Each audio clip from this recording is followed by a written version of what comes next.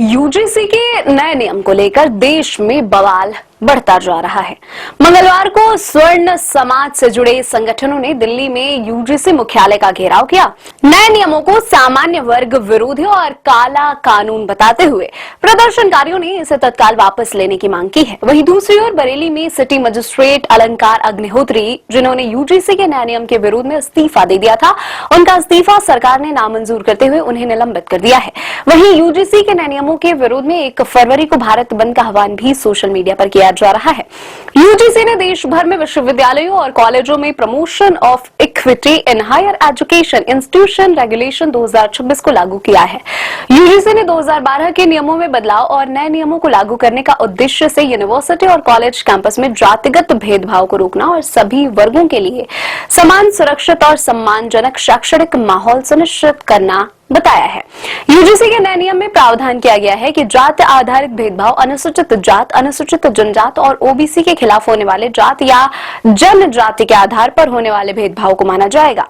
UGC का कहना है कि इन नियमों से कॉलेज और यूनिवर्सिटीज में अनुसूचित जात, अनुसूचित जनजाति और ओबीसी के छात्रों के साथ होने वाले जातिगत भेदभाव को रोकने में मदद मिलेगी। इस समिति में ओबीसी, महिला, एससी, एसटी और दिव्यांग वर्ग के प्रतिनिधियों की मौजूदगी जरूरी होगी। यूजीसी का तर्क है कि नए नियमों से यूनिवर्सिटी और कॉलेजों में जातिगत भेदभाव को रोकने में मदद मिलेगी। नए नियमों से शिकायतों की निगरानी, जवाबदेही और पारदर्शिता बढ़ेगी।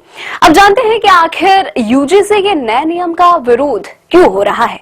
यूजीसी के नए नियम का स्वर्ण समाज खुलकर विरोध कर रहा है। स्वर्ण समाज से जुड़े संगठनों का दावा है कि इस नए नियम से सामान्य वर्ग के शिक्षकों, स्टूडेंट्स को झूठे मामलों में फंसाकर उन्हें आसानी से शिकार बनाया जा सकता है। यूजीसी के नए नियम को लेकर विरोध सड़क से लेकर सोशल मीडिया तक हो रहा है। सोशल मीडिया पर हैशटैग रोल बैक यूजीसी लगातार ट्रेंड कर रहा है।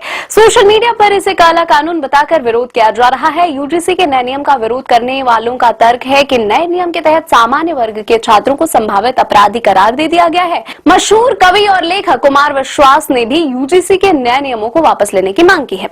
यूजीसी के नए नियमों को लेकर देश में सियासत शुरू हो गई है। उत्तर प्रदेश, जहां अगले साल 2027 में विधानसभा चुनाव होने वाले हैं, वहां पर इस बात पर अगड़ा बनाम पछड़ा की सियासत शुरू हो गई है।